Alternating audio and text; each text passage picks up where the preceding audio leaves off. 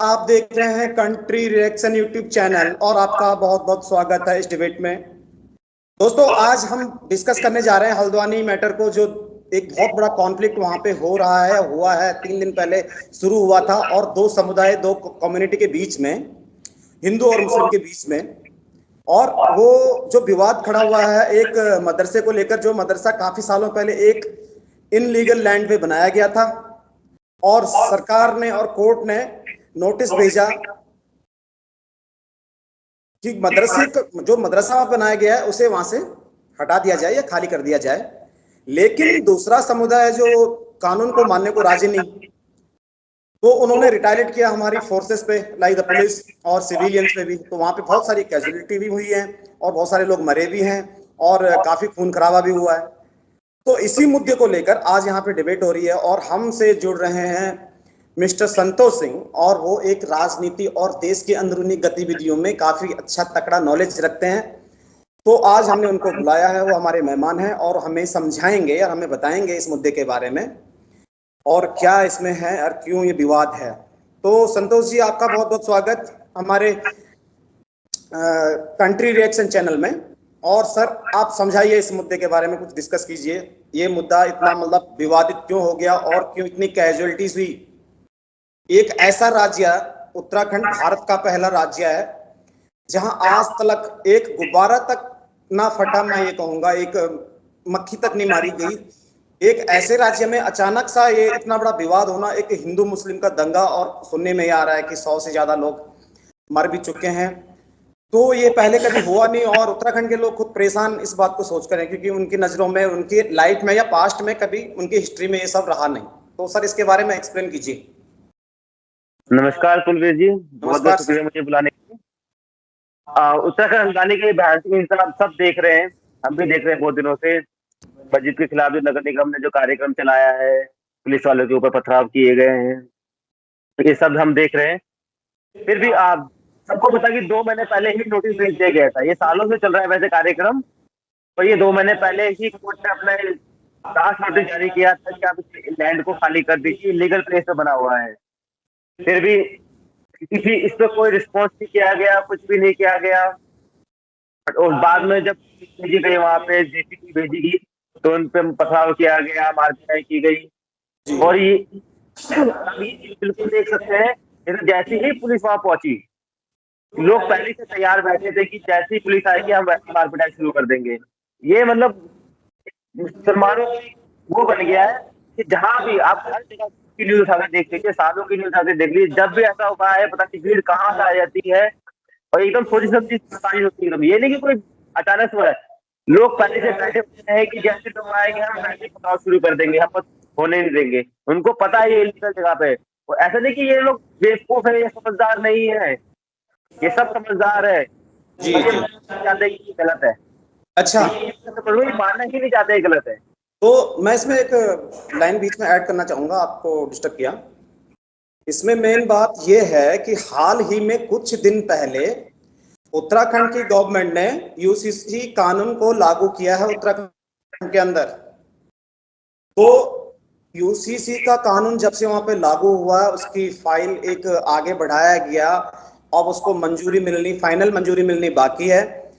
तो इसके अंदर जो कानून हैं बनाए गए हैं कि एक जो सरिया कानून होता है उसको मतलब ब्रेक किया गया, तोड़ दिया गया है कि तुम वहां पे रह के मतलब ट्रिपल शादियां, 4-4 शादियां, ढेरों सारे बच्चे पैदा नहीं कर सकते। तो मेरा तो दिमाग ये वहीं जाता है कि ये जब से कानून वहां पे लागू हुआ, ये लोग एक अग्रेसिव हो चुके थे इस न्यूज को देख के कि सरकार ने ये कानून लागू क्यों किया उत्तराखंड के अंदर। आई थिंक इंडिया का सेकंड स्टेट है उत्तराखंड, जहां पे यूसीसी कानून जो है स्टार्ट हुआ है, शुरू होने जा रहा है।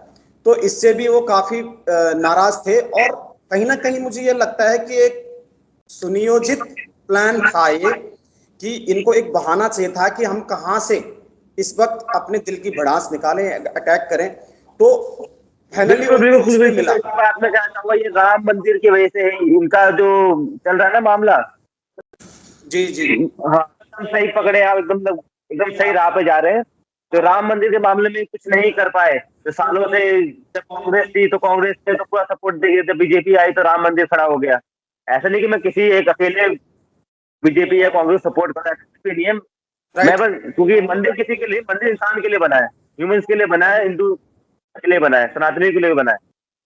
पर जब से बना है तब से ये मुसलमान लोग ज्यादा अग्रेसिव हो गई है, ऑप्शन ढूंढ रहे हैं कहाँ पर हम कर सके, वहां तो कर नहीं पाए।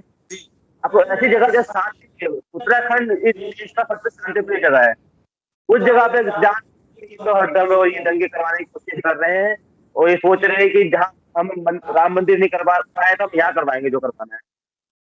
आप बिल्कुल देख रहे हैं कितने कम से कम 5,000 लोग पर मतलब इतने लोग कहाँ से अचानक।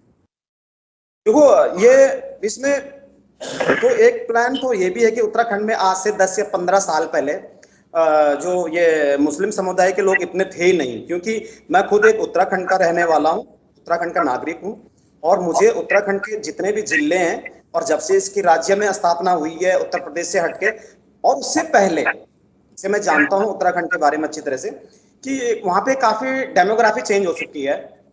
अनदर रिलीजन के जो लोग हैं वहां पे आए, वो थे ही नहीं वहां पे, उनकी कोई ताकत थी नहीं। आज की डेट में वो करोड़ों से ऊपर जा चुके हैं।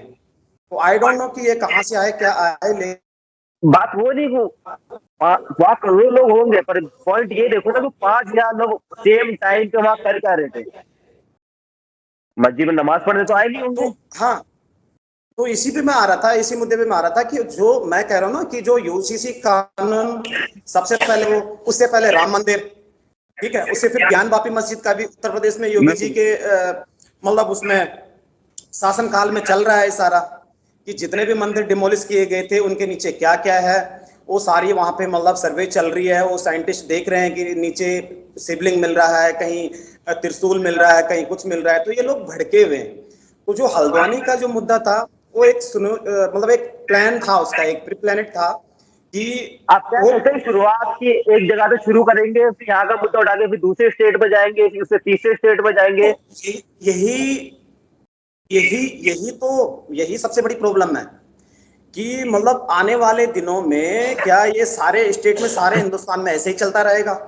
इसके लिए कोई ठोस कानून नहीं उठा बनाया जाएगा कि भाई ये हो क्या रहा है। कानून तो ऐसे स्ट्रिक्ट एक्शन लिया जाएगा, और स्ट्रिक्ट एक्शन अगर पूरी पब्लिक को दिखाया जाएगा कि ऐसा करने में आपके साथ ऐसा सलूक किया जाएगा, तो बिल्कुल एक डर बिठाना जरूरी है। इस टाइम पे एक डर बिठाना बहुत जरूरी है सरकार को।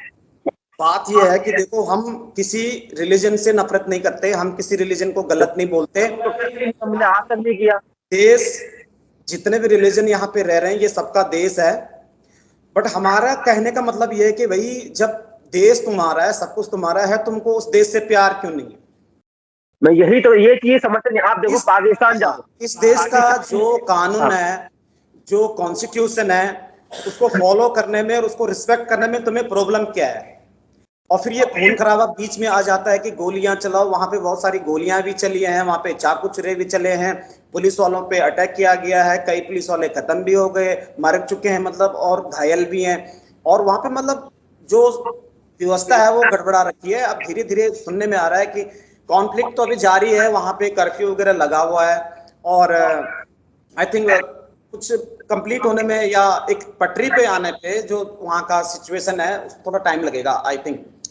तो मेरे कहने का मतलब ये है कि भाई ये देश तुम्हारा भी है, सबका है। सबसे पहले तो तुम देश से प्यार करो। तुम्हें देश से प्यार करना आता ही नहीं है, तुम सिर्फ अपने एक रिलीजन को लेके चलते हो। अगर तुम्हारा रिलीजन ही होता ना, तो इतने देश हैं इस दुनिया में मुस्लिम, वो एक ही देश ना बन जाता। बोलो सऊदी अरबिया को कि पाकिस्तान को भी सऊदी अरबिया बना दे, और जितने भी देश है, मस्कट, ओमान, कुवैत, सारे एक देश। रिलीजन से कभी देश नहीं बनता, एक संस्कृति और एक कल्चर से एक देश बनता है, ठीक है। वरना अगर संस्कृति कल्चर तो फिर भी डिफरेंस है, जितने भी मुस्लिम देश होंगे, ठीक है। मगर ये सोचते हैं कि अगर एक मुस्लिम देश से और हम सब एक हैं, तो फिर ये जितने भी मुस्लिम देश हैं ये एक देश क्यों नहीं है? नहीं है, कभी नहीं हो सकता, और ना इसने कभी होना है। इनकी मेंटालिटी में कुछ प्रॉब्लम है। हम ये नहीं कहते कि तुम इस देश के नागरिक हो, तुम इस देश के नागरिक हो। मैं आपको रोकना चाहूंगा बीच में। एक इनकी मेंटालिटी में बहुत बड़ी प्रॉब्लम है। ये मतलब इतना गलत सोचते हैं, ये चीज नहीं देखते। अब सिंपल देखो, पाकिस्तान मुसलमान कंट्री है, हमारे कुछ हिंदू लोग भी थे वहां पे ईद मनाई जाती है, मुहर्रम मनाया जाता है, रमजान, कभी दिवाली मनाई गई वहां पे, कभी होली मनाई गई वहां पे, कभी नवरात्र मनाए गए वहां पे, नहीं। पर हिंदुस्तान ऐसी जगह जहाँ ईद भी बनती है, दिवाली भी बनती है, होली भी बनती है, रमजान भी बनता है। उनको ये देखिए इतनी उनको वो दे रखा है, दे रही है कि भैया तुम सब करो मिलके, पर फिर भी ये चीज नहीं आ रही है, दिमाग में भाई अभी जी, अब यही तो बात है, मेन बात यही बात है, क्योंकि हिंदुस्तान है, हिंदुस्तान एक डेमोक्रेटिक कंट्री है और धर्मनिरपेक्ष देश है। यहाँ पे सब धर्मों का पालन किया जाता है। यहाँ पे मुस्लिम ही नहीं, सिख भी है, ईसाई भी है, फारसी भी है, जैन भी है और हिंदू तो है, अब मुस्लिम भी है। तो किसी भी धर्म को कोई प्रॉब्लम नहीं। एक यही एक इनका कम्युनिटी है जिनको पूरे देश को मतलब ये एक तहस नहस करके रखना चाहते हैं। तो मुझे नहीं लगता कि ऐसे में कुछ बात बन पाएगी। सरकार को, गवर्नमेंट को कुछ स्ट्रिक्ट रूल लाने पड़ेंगे मेरे ख्याल से, और जहां तक मेरा दिमाग कहता है, मेरा दिल कहता है, तभी जाके कहानी इंप्रूवमेंट में आएगी। वरना इस तरह के कॉन्फ्लिक्ट, इस तरह के झगड़े न जाने अब आगे कितने शहरों में होंगे, कहाँ कहाँ होंगे। तो ये सबसे बड़ा चिंता का विषय है कल्चर में। नहीं कर सकते सब कुछ गवर्नमेंट जितना ज्यादा इस चीज को लेगी, उतने ही जल्दी हम इस चीज से बाहर आ पाएंगे। हाँ मानते हैं कुछ महीने में लगेंगे, पर ये जरूरी है। ये लड़ाई है लोगों को समझाना, या तो प्यार से या तो मार से। मैं तो योगी जी के बहुत समर्थन करता हूँ यार। इसमें मेन मुद्दा ये उठता है कि भाई जब तुमको पता था कि वो गैर कानूनी तरीके से उस वो मदरसा वहां पे बनाया गया है, तो उनको ये पता नहीं था कि एक ना एक दिन तो ये हमारे हाथ से जाएगा। उनको सोचना चाहिए था ना। फिर इसमें रिटायलेट करने की क्या जरूरत थी? वो कानून व्यवस्था पे तुम पत्थर फेंक रहे हो, खून खराबा कर रहे हो। जमीन है, ये पूरा हिंदुस्तान हमारे मोहम्मद का है।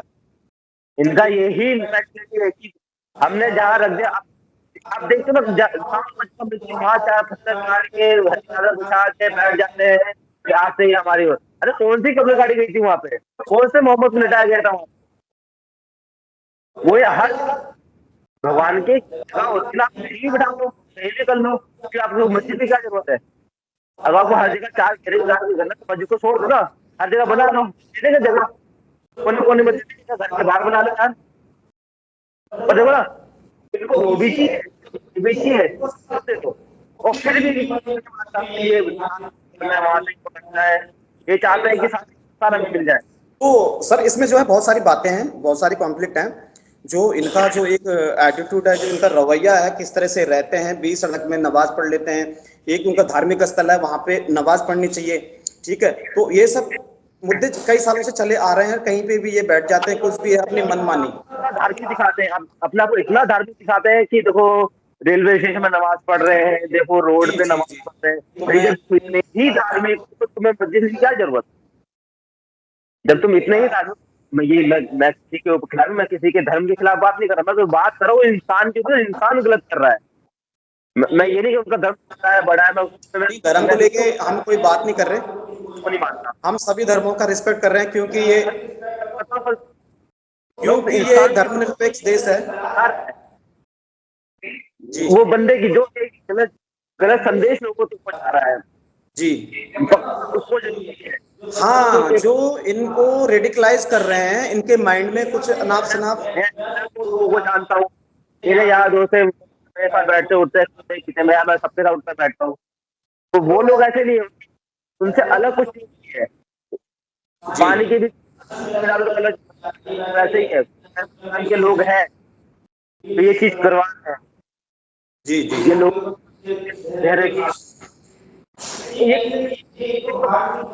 तो सर फाइनली मैं ये कहना चाहूंगा जी, फाइनली मैं ये कहना चाहूंगा कि इसके लिए गवर्नमेंट को कुछ काफी मतलब कठोर स्टेप लेने पड़ेंगे और एक करना पड़ेगा। एक जी। तो सर बहुत बहुत शुक्रिया आपका ये डिबेट को ज्वाइन करने के लिए, और आपने ज्वाइन किया, थैंक यू सो मच। जय श्री राम। जय श्री राम।